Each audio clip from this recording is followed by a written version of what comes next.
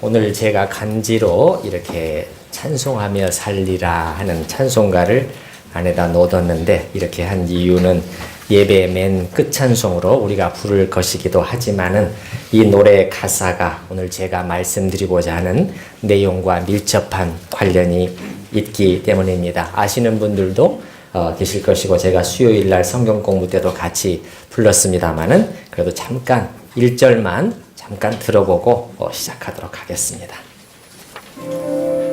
독창곡이 없어서 합창곡으로 그렇게 했습니다.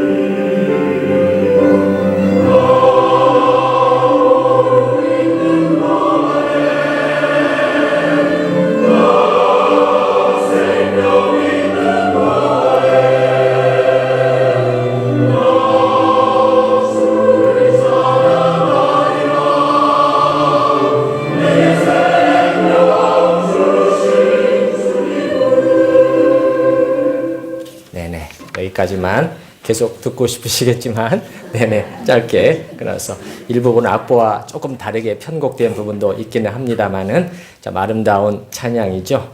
우리가 어떤 찬송을 부르다가 개인적으로 깊은 은혜를 경험하는 일이 있게 되면은 오랜 시간이 지난 후에도 그 찬송을 다시금 대할 때마다 또 기억이 새롭고 그냥 예사롭게 안 불러지죠.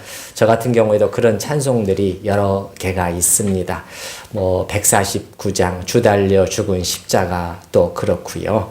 또 오늘 우리가 부른 이 복음성가 또 그런 곡 중에 하나입니다. 그래서 금년 6월 달인가 중앙보훈교회 방문 예배 할 때 우리 장로님이 설교해 주세요. 그래서 설교하러 갔는데 설교만 아니라 특송도 해 주세요. 그래가지고 잘 못하는데 저희 아내와 같이 또 이 곡을 부르기도 했었습니다. 개인적으로 아주 오래 전이긴 하지만은 이 찬양을 부르면서 아주 큰 은혜가 된 적이 있었고, 그 당시에 저에게 살아갈 수 있는 개인적인 이 세상을 살아갈 힘과 용기를 주었던 것을 기억을 하고 있습니다.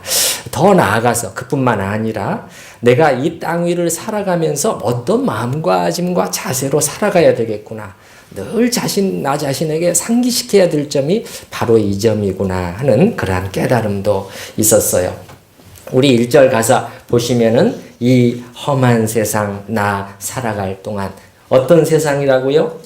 험한 세상. 벌써 이게 쉽지 않은 삶을 살아가고 있는 자신의 마음을 표현하고 있는 것이죠. 그 셋째 단에 또 보시면은 그 2절에 보시면 십자가 보혈 그 밑에 가사 보면 내 무거운 짐 다 벗겨 주시고, 살아가는 삶의 무게가 많이 무거운 것을, 버거운 것을 느끼고 있는 것이죠. 저에게도 아마 잘 기억은 나지는 않지만 그 당시에 이 찬송이 참 좋았던 것은 뭔가 쉽지 않은 상태 속에 제가 있었던 것 같아요. 그래서 이렇게 힘을 얻게 된 것 같아요. 이 무거운 짐이 사실 완전히 다 벗겨질 때는 주님 다시 오시는 그날이죠. 그래서 2절 가사도 보시면은 이 작은 손에 불 밝혀 들고서 이 세상 다시 오시는 내 주님을 맞으리, 내 무거운 짐 다 벗겨 주시고. 요한계시록 21장 4절에 있는 것처럼 모든 눈물을 그 눈에서 씻기심에. 그날에는 주께서 이제 우리의 무거운 짐들을 다 벗겨 주시고 우리가 흘려야 했던 눈물을 다 닦아주신다는 약속이 주어져 있습니다. 왜 이 땅 위에서는 우리가 아픔을 겪어야 되는 것인가? 하나님이 계시는데, 선하신 하나님이 계시는데 왜 이러한 고통이 우리들 속에 있어야 하는가 하는 질문이 종종 일어납니다. 신학적으로 설명하면 두 단어를 사용하지요. 죄와 비참. 죄와 비참. 죄가 들어옴으로 인해서 이 모든 비참한 것들이 생겨나게 결과되게 되었다는 것입니다. 어떤 죄죠? 너의 죄, 나의 죄, 그리고 우리 모두의 죄. 또한 우리를 둘러싸고 형성되어 있는 이 사회의 죄의 시스템 속에서 우리는 신음하는 것입니다. 신음하는 것입니다. 그래서 모든 이것으로 인해서 비참한 결과들이 죄로 인해서 고난과 고통과 아픔이 오게 되었다는 것입니다. 그래서 이 험한 세상이 되는 것이겠죠. 그러나 이 반전이 있습니다. 두 번째 1절의 두 번째 단에 보시면은 내 주님 가신 길 걸으며 내 주님만 찬양해. 험한 세상을 살아가지만 무거운 짐이지만 이렇게 아픔과 힘듦이 있지만 그럼에도 불구하고 내 주님을 생각하니 이렇게 되는 거죠. 주님을 생각했다는 거예요. 나의 고통과 현실에 이렇게 함몰되어 있는 것이 아니라 눈을 들어서 그리스도인은 그게 가능한 것이죠. 그게 다른 거지요. 주님을 생각하니. 주님을 생각하니. 그래서 내 주님 가신 길이었다. 특별히 주님이 이 땅에서 과연 가신 길, 그 길이 어떤 길이었나. 그걸 깊이 생각해 본 것이지요. 히브리서 3장 1절에 보면 예수를 깊이 생각하라. 얕게 생각하지 말고 깊이 묵상해 보라는 것입니다. 특히 그분의 이 땅에서의 삶의 모든 기간들이, 순간들이 사실은 순환으로 점철되어 있었다는 사실을 우리가 깨닫게 되면 더 머리가 숙여지는 것이죠. 우리는 많은 경우 주님의 순환의 기간을 마지막 기간에 둬요. 굉장히 균형이 깨져 있는 것입니다. 조직신학자 루이스 벌코프는 이렇게 말합니다. 우리는 자주 그리스도의 순환이 그의 생애의 마지막 고통들에 제한되었다고 생각하는 경향에 빠지곤 한다. 그러나 사실은 그분의 전 생애가 순환의 생애였다. 이것은 아주 정확한 표현입니다. 그렇기 때문에 그런 주님을 곰곰 묵상했을 때 내 주님 가신 길 나도 걸어야 하지 않겠나. 그 길은 아니더라도 그림자라도 밟아야 되지 않겠나 하는 그러한 마음의 움직임이 작용하게 되는 것이죠. 무엇보다도 그 은혜 중에서도 세 번째 단에 보시게 되면 십자가 보혈, 날 구한 그 사랑을 생각하고 그 은혜를 깨닫기에 이르게 된 것이지요. 그러자 이제 그 다음에 보시게 되면 네 번째 단에 보시게 되면 어떤 반응이 나옵니까? 나 매일 찬양을 드려도 늘 부족할 정도이다. 이렇게 나오게 되는 것이죠. 주님을 깊이 생각하는 가운데 그 은혜를 우리가 깨닫게 되면 반응이 나오게 되는 것이죠. 반응이 일어나게 되었습니다. 믿음의 반응인 것이죠. 믿음의 반응. 오늘 우리가 골로새서 1장을 읽었습니다만 여러분 6절 말씀에도 보셔요. 6절 말씀. 5절 뒷부분에 보게 되면은 곧 너희가 전에 복음 진리의 말씀을 들은 것이라. 복음의 기쁜 소식을 그들이 들었다는 거예요. 이 암울한 세상 속에서, 이 어둡기만 한 세상 속에서 여러분 사실 우리가 아침에 신문을 펴면은 거기서 우리를 웃게 만들고 감사하게 만들고 마음을 뿌듯하게 만드는 소식들이 얼마나 있어요? 이 국제사회는 약육강식의 그런 질서 속에서 말이죠. 작은 나라는 염두에도 두지 않고 자기들의 이익만을 추구하고, 그리고 이 세상에서 일어나는 우리나라 사회 안에서도 일어나는 너무도 충격적인 많은 고통스러운 일들을 우리는 매일 접하고 있지 않습니까? 죄의 결과지 않습니까? 그 암울한 세상 속에서 우리에게 이 깊은 소식이 들려왔다는 거예요. 그들이 그걸 들었다는 거예요. 그 다음에 6절에 보시게 되면 이 복음이 이미 너희에게 이름에 너희가 들었고 그 복음을 들은 다음에 믿고, 그 다음에 보시면 참으로 껍데기로가 아니라 하나님의 은혜를 깨달았다는 거예요. 그렇게 되니까 이 복된 소식에 담긴 하나님의 은혜를 깨닫게 되니까 결과가 어떻게 됐습니까? 너희 중에서와 같이 또한 온 천하에서도 열매를 맺어 자라는도다. 변화와 성장의 열매가 나타나게 되는 것이죠.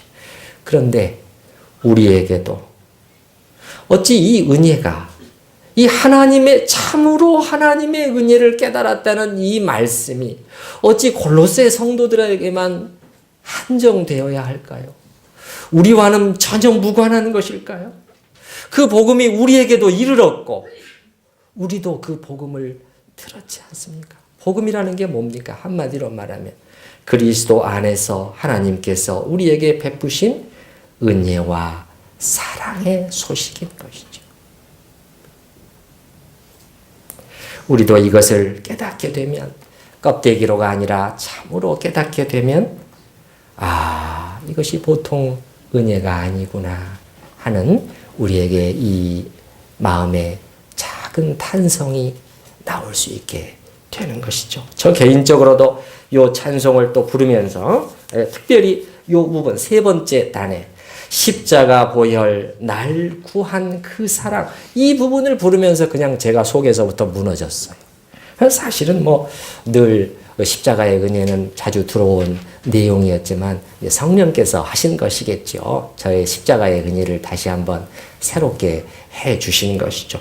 그래서 금요 기도회인가 그런 자리였던 것 같은데 어찌나 눈물이 쏟아지는지 이거를 주체할 수가 없는데 교역자가 돼가지고 펑펑 울 수도 없고 그거를 막 감추느라고 막 아닌 척하느라고 혼났습니다. 그러면 저 속에서부터는 이런 그 울음이 터져 나오는 것이죠. 예, 성령께서 십자가 사랑의 그 실체를 열어 보여주시니까 다시 한번 새롭게 제 마음속에 이렇게 감동으로 다가오게 되는 것이죠. 이 찬양 속에서도 이 시인도 아마 그렇게 되니까 그 다음 노래 가사가 뭐가 나오냐면 십자가 보혈 날 구한 그 사랑 나 매일 찬양을 드려도 늘 부족한 것뿐이다. 부족하다는 거예요.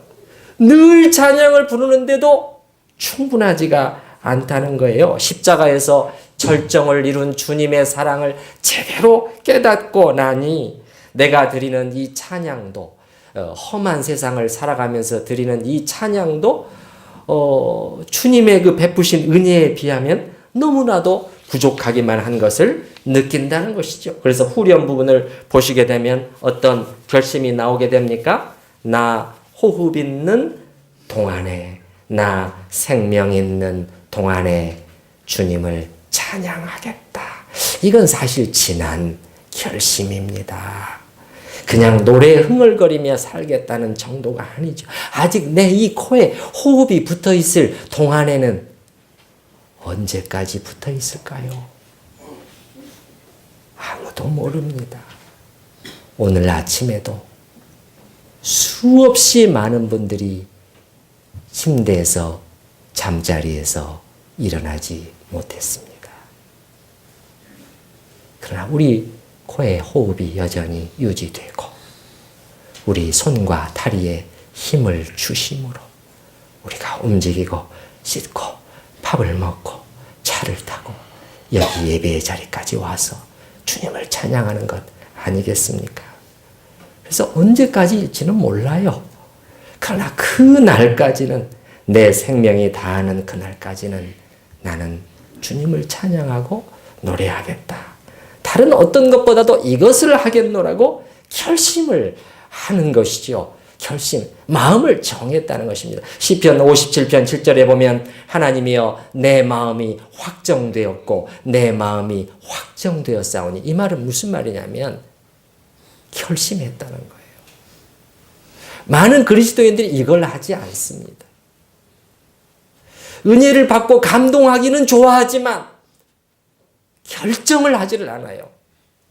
주님, 그러면 제가 이렇게 정합니다. 이 시인은 어떻게 정했죠? 하나님이여 내 마음이 확정되었고 내 마음이 확정되었사오니 내가 노래하고 내가 찬송하리이다. 여기 이 찬송가에 지은 분도 마찬가지죠. 호흡 있는 그 순간까지 주님께 감사하고 찬송하며 그분을 높이며 나는 계속 그분을 기리면서 살고자 한다. 소유리문답 1조의 사실은 또 다른 변형이죠. 하나님을 영화롭게 하며 영원토록 그분을 즐거워하는 삶인 것이죠. 그래서 가슴이 터지도록 목이 쉬도록 나의 하나님, 내게 참 생명을 주신, 우리에게 권리가 있다면, 우리 수요일날 성경 공부를 하면서 갈보리 언덕이라고 하는 좋은 책을 같이 읽어나가고 있는데, 어느 날 우리에게 권리가 있다면 무슨 권리만 있을까? 지옥에 갈 권리 외에 다른 권리가 우리에게 있는가? 라는 질문을 던지는데 도저히 부인할 수 없는 사실이었어요. 저만 아니라 우리 성도님들 다 아멘으로 맞습니다. 그런 우리에게 참 생명을, 영원한 생명을, 소망을 주신 주님을 노래하리라. 그래서 이 찬송가의 제목이 뭔가요? 찬송하며 살리라죠. 이건 단지 교회에서 교회 찬양 인도자가 되겠다, 아니면 평생 찬양 사역하면서 살겠습니다, 그 정도가 아니죠. 나 자신의 삶 자체가 그러한 삶이 되기를 주님 원합니다. 그렇게 저는 정했습니다. 그런 것이죠. 그럼 따라서 한번 해보죠. 찬송하며 살리라. 찬송하며 살리라. 네. 그렇게 사실 수 있기를 바랍니다. 네. 이 복음성가 가사를 그런데 제가 묵상하면서 또 한 가지 주님이 저에게 생각나게 해주신 아주 중요한, 사실은 저 개인적으로는 중요한 진리가 있었어요. 이 가사 자체가 그런 메시지를 전하고 있는 것은 아니지만은 이런 생각을 해봤습니다. 천국에 가면 어떨까? 천국에 가면 이 땅 위보다도 좋은 것밖에 없겠지요. 상상할 수도 없는 행복과 가슴 벅찬 일들로 가득 찰 것입니다. 그거는 분명해요. 베드로는 그 맛을 조금 봤는데 어디에서? 변화산상에서 조금 본 거예요. 얼마나 좋았던지 자기도 모르는 사이에 어떤 말이 튀어나왔어요. 주여 여기가 좋사오니. 여기가 좋다는 거. 다른 곳 떠나고 싶지, 다른 곳 가고 싶지 않다는 거예요. 떠나고 싶지 않다는 거예요. 그런 곳이 천국이죠. 그런 곳이 천국이죠. 그리고 이 좋은 것들과 함께 또 하늘나라에서의 우리의 찬양은 얼마나 아름답고 놀라울 것인가, 얼마나 웅장하고 감격스러울 것인가. 이렇게 천국에는 모든 좋은 것들이 다 있겠지만, 그러나 제 마음속에 떠오르는 것이 있었어요.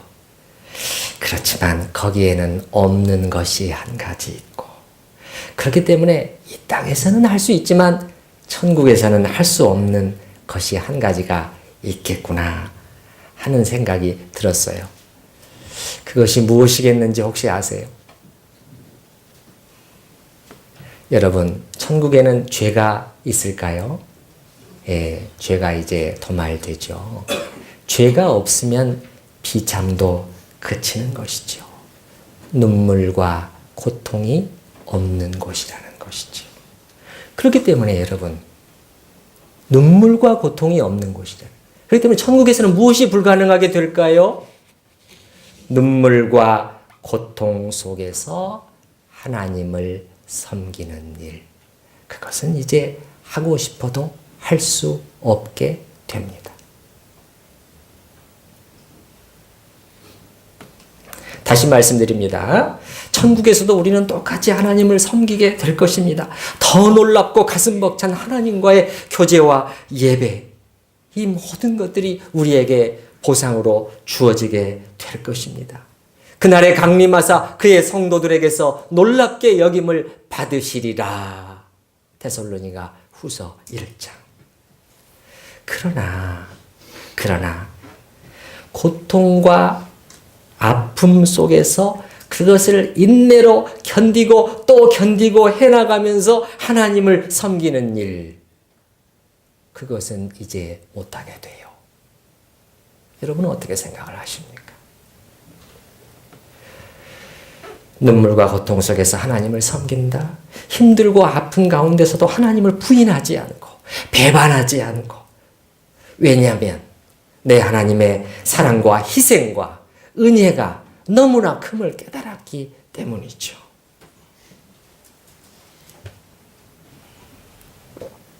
C.T. 스터드라고 하는 아주 선교의 역사에서 중요한 분이 있습니다. 중국, 인도, 아프리카 등지에서 아주 쉽지 않은 선교 사역을 감당하고 WEC라고 하는 아주 중요한 선교 단체를 창시한 분이죠. 그분이 한 짧은 한마디가 회자되고 있죠. 무슨 말을 했느냐? 예수 그리스도가 하나님이시며 나를 위해 돌아가셨다면 그분을 위한 어떤 희생도 내게 과하다 할 수 없다. 엄청난 선교사역을 감당하면서 희생을 한 분이지만 이 희생이 어찌 희생이라고 할 수 있느냐? 왜? 두 가지가 분명하다면, 그것이 사실이라면 매우 간결하고 투박스럽게 내뱉은 한 문장이지만 씹어볼수록 깊은 이 맛을 우러내는 그러한 표현이죠. 두 가지를 조건으로 내세워서, 첫 번째는 예수 그리스도가 하나님이시라면, 하나님이 아니시라면 그래도 좀 덜 하겠다는 거예요. 근데 그분이 정말 진짜 하나님이셨다면, 이 땅에 찾아오신, 이 피조세계 저 한 구석에 찾아오신 창조주이셨다면, 둘 중에 하나이겠죠. 이게 참이든지 거짓말이든지. 그러나 성경은 그 사실을 명백하게 진술하고 있고, 그래서 모든 공교회가 그것을 신앙으로 고백하고 있고, 그리고 또한 우리는 압니다. 하나님은 거짓말하지 않으신 분이라는 것을. 여러분, 누구의 말을 들으시겠어요? 저 유명한 과학자의 말을 들으시겠어요? 아니면은 정치력이 대단한 무슨 대통령의 말을 들으시겠어요? 아니면 기업을 해가지고 엄청나게 세계를 장악하고 있는 그 재벌 그 회장의 말에 귀를 기울이시겠습니까? 성경은 사람은 다 거짓말쟁이 돼 하나님만 참되시다 할지어다.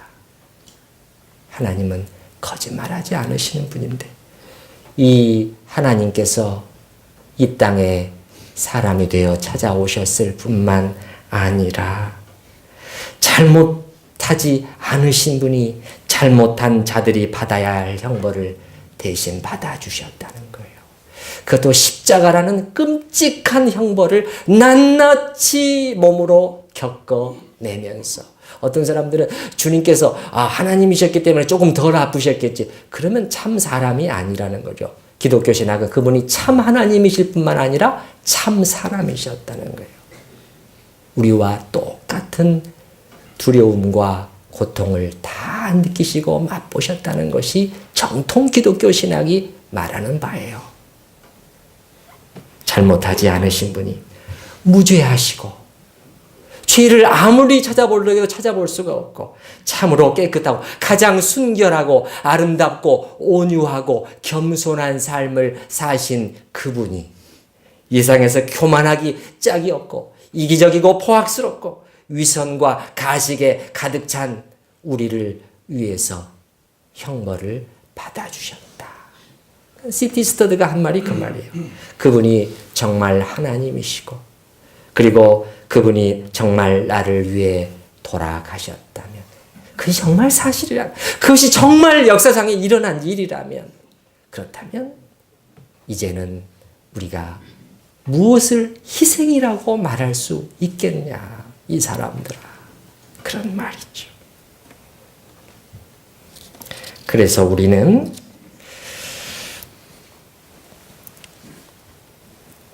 여러분 추수감사절을 우리가 오늘 추수감사절이 유래가 어떻게 된 것도 여러분이 아시잖아요.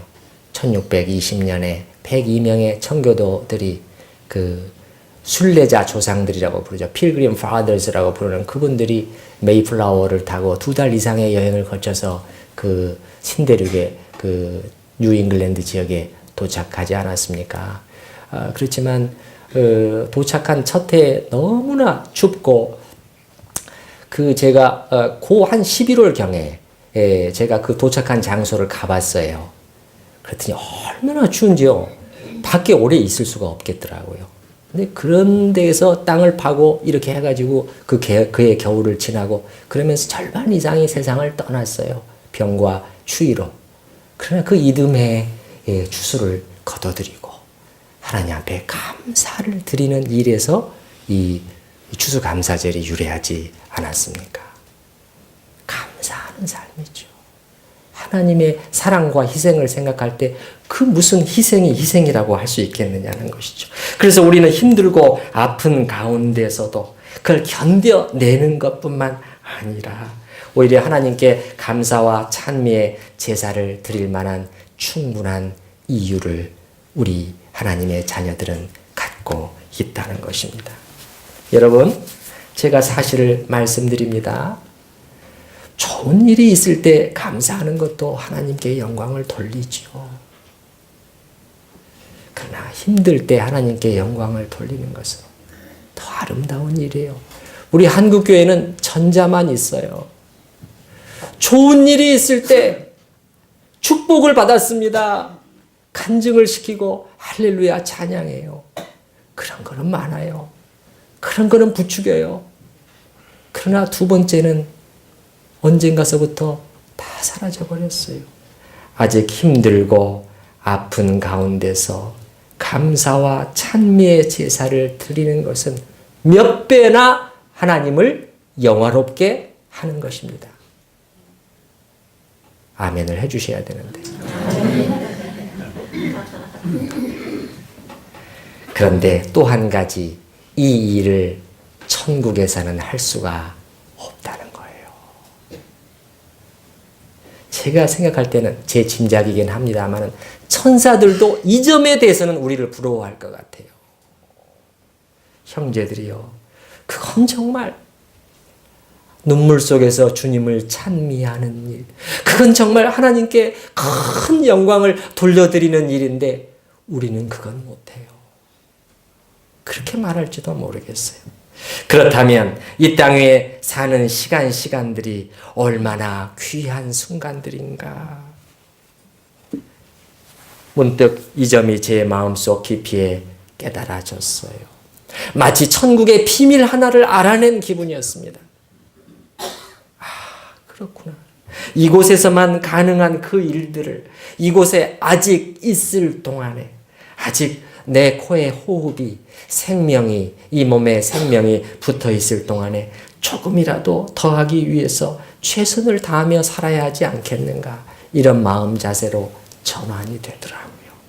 그것이 바로 매일의 나의 삶의 자세와 목표 늘 또 오늘 아침에 일어나서 나에게 상기시켜야 할 그러한 부분이 아니겠는가? 그리고 이 땅에서의 고통과 아픔을 과연 피하려고만 할 것인가? 아니면 사도 바울처럼 그리스도의 남은 고난을 내 육체에 채우겠노라 이렇게 할까요? 여러분 우리 골로새서 뒤에 1장 뒤에 24절을 보십시오. 1장 24절.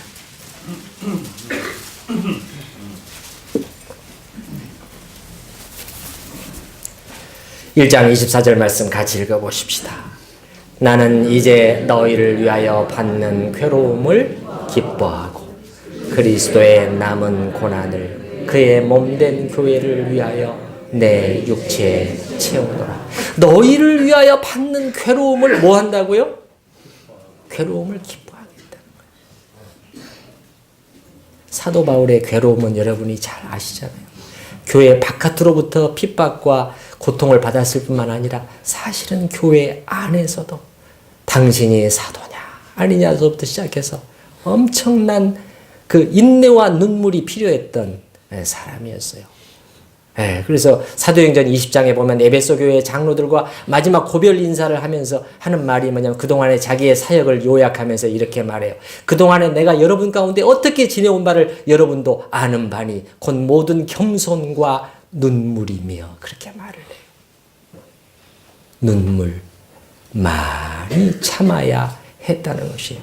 그러나 사도 바울은 말하기를 그 괴로움을 나는 기뻐하고 그리스도의 남은 고난을 주님께서 받으신 그 고난은 너무나 큰데 그 고난의 찌꺼기라도 하나님께서 우리에게 주시는 거 아니냐. 그렇다면 그 남은 고난의 그 찌꺼기라도 그의 몸된 교회를 위하여 내 육체에 채워 나가겠다. 그래서 우리가 이러한 고난에 대해서 그냥 피하려고만 하는 것이 아니라 그것을 기꺼이 적극적으로 끌어안고 나아갈 것인가 하는 그런 생각을 하게 되는 거죠. 이제 마무리하도록 하겠습니다. 오늘 추수감사 주일에 예배를 드리면서 저는 약간 색다른 감사와 찬양의 제목을 생각해 봤습니다. 감사와 찬양, 이 두 가지는 떨어질 수가 없죠.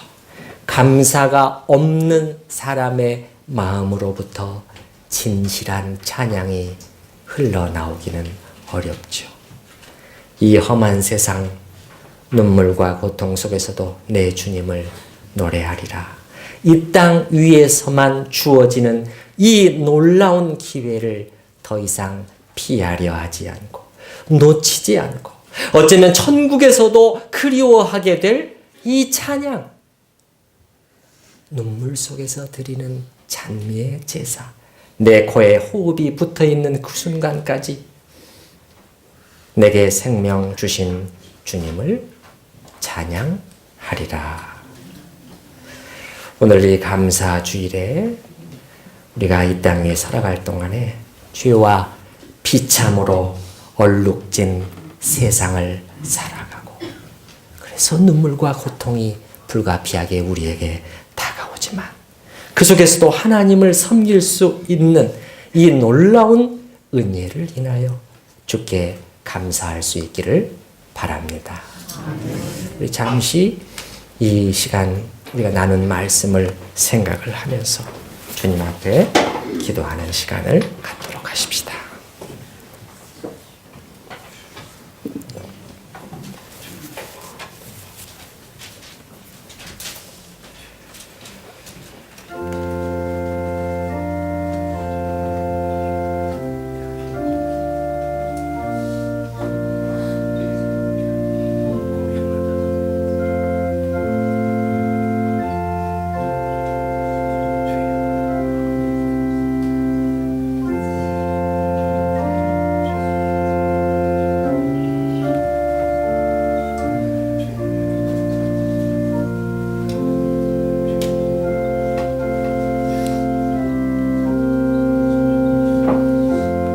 이 험한 세상, 아픔과 고통이 분명히 있지만 우리 주님을 생각합니다. 무죄하신 분이 그 고통을 당하실 필요가 전혀 없으셨던 분이 그 엄청난 희생과 죄의 대가를 치르셔야 했다면 주님, 죄인된 저희가 어찌 그 길을 피하려 할 수 있겠습니까? 주님, 오히려 또한 생각해 보니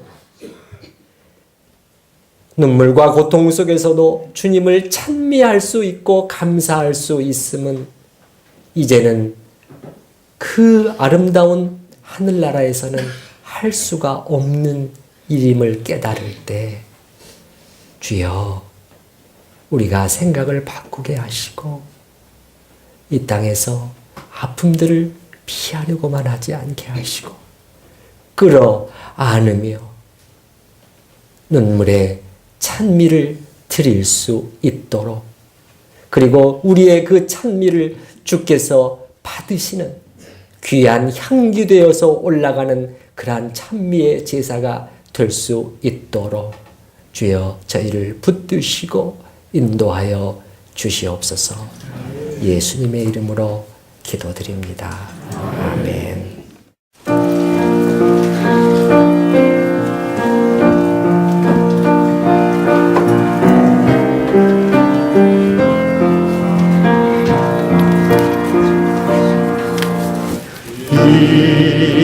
이 험한 세상 나 살아갈 동안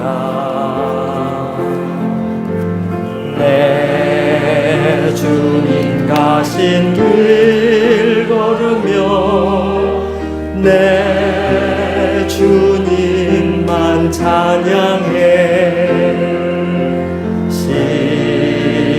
십자가 보여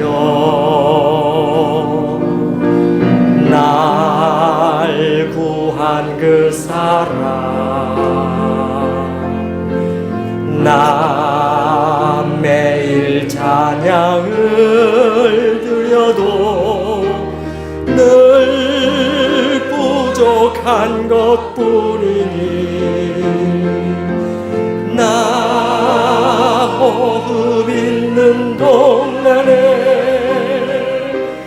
나 생명 있는 동안에 나 주를 찬양하리라. 내게 생명 주신 주님을 이 작은 손에 불 밝혀 들고서 이 세상 다시 오시는 내 주님을 맞으리. 내 무거운 짐 다 벗겨주시고 그 아름다운 금면류관 날 위해 예비하시니 나 호흡 있는 동안에 나 생명 있는 동안에 나 주를 찬양하리라. 내게 생명 주신 주님은 내게 생명 천천히 내게 생명 주신